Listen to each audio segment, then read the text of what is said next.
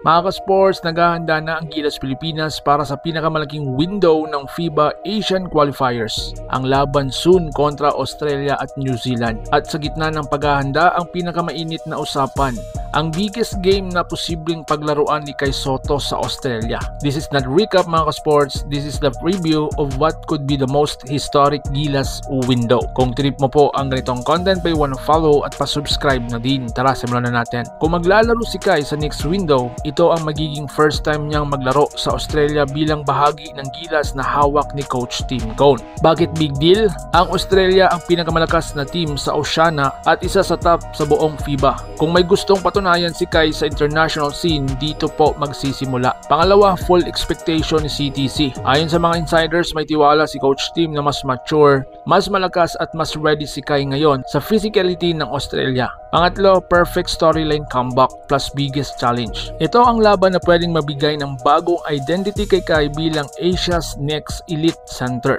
So mga sports, matagal na siyang hindi naglalaro para sa Gilas.